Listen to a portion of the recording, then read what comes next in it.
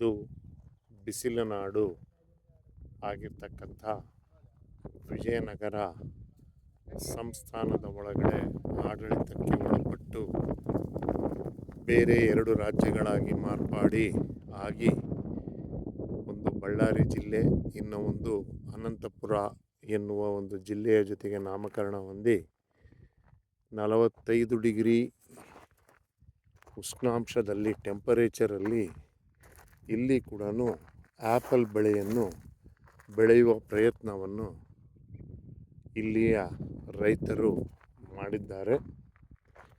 ಇದು ನೋಡಿ ಆ್ಯಪಲ್ ಗಿಡ, ಇದು ಆ್ಯಪಲ್ ಆಗಿರ್ತಕ್ಕಂಥ ಒಂದು ಗಿಡ.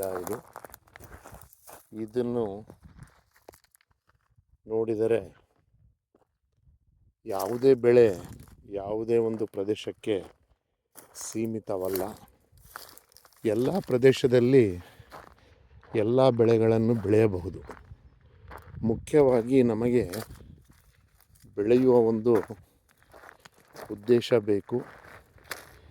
ಈಗಿನ ಫ್ರೀಬೀಸ್ ಕಾಲದಲ್ಲಿ ಇದು ಆ್ಯಪಲಿನ ಗಿಡದ ಹೂವು ನೋಡಿ ಎಷ್ಟು ಮುದ್ದಾಗಿದೆ, ಸಣ್ಣದಾಗಿದೆ. ಇದು ಆ್ಯಪಲ್ ಸಣ್ಣ ಸಣ್ಣ ಹಣ್ಣುಗಳು. ಸೊ ಇದು 1.5 ವರ್ಷದ ಸಸಿ. ಈ ಗಿಡ ನೋಡ್ರಿ, ಇಲ್ಲಿ ಹೂವು, ಇದು ಹೂವು. ಈ ಗಿಡದ ವಿಶೇಷ ಏನಂದರೆ, ನೀವು ಗೊಬ್ಬರ ನೀರು ಸರಿಯಾಗಿ ಕಟ್ಟಿದರೆ 45 ಡಿಗ್ರಿ ಉಷ್ಣಾಂಶದಲ್ಲಿ ಕೂಡ ಬೆಳೆಯನ್ನು ತೆಗೆಯಬಹುದು. ಆದರೆ ಇದು ನಮ್ಮ ಒಂದು ನೆಲಕ್ಕೆ ಮತ್ತು ವಾತಾವರಣಕ್ಕೆ ಸರಿಹೊಂದುವ ಬೆಳೆಯಲ್ಲ. ಇದು ಶೀತೋಷ್ಣ ವಲಯದಲ್ಲಿ ಬರ್ತಕ್ಕಂಥ ಬೆಳೆ. ಸೊ ಇದರಿಂದ ನೀವು ಮುಖ್ಯವಾಗಿ ಶೀತದಲ್ಲಿ ಈ ಬೆಳೆಯನ್ನು ಬೆಳೆಯಬಹುದು.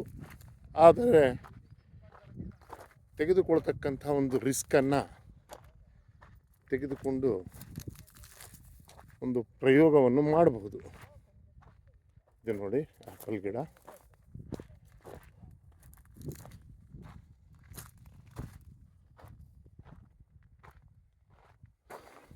ಸೊ ఇವರು రాము అనేసి రైతు. సో ఈయన రైతు, పంట పెట్టినాడు. బట్ మనకు అడ్వైజ్ ఇస్తున్నారు, ఇది కమర్షియల్ క్రాప్ తీసే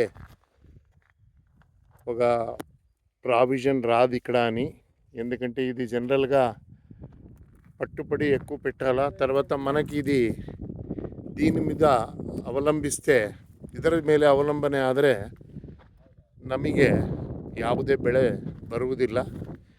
ಇದನ್ನು ನಾವು ಒಂದು ಪ್ರಾಯೋಗಿಕ ಹಂತದಲ್ಲಿ ಮಾಡಬಹುದು. ಇದು ನಾನು ಈ ದಿನ ಅನಂತಪುರದಲ್ಲಿ ಒಂದು ಸೇಬಿನ ತೋಟಕ್ಕೆ ಭೇಟಿ ನೀಡಿದ್ದೆ. ಇಲ್ಲಿ ಸೇಬು ಹಾಗೂ ಮೋಸಂಬಿಯನ್ನು ಬೆಳೆಯುವ ಪ್ರಯತ್ನ ಮಾಡ್ತಾ ಇದ್ದಾರೆ. ಮೋಸಂಬಿ ಕೂಡ ಇಲ್ಲಿ ಮುಖ್ಯ ಬೆಳೆಯಾಗಿ ಬೆಳೀತಾ ಇದ್ದಾರೆ. ಧನ್ಯವಾದಗಳು.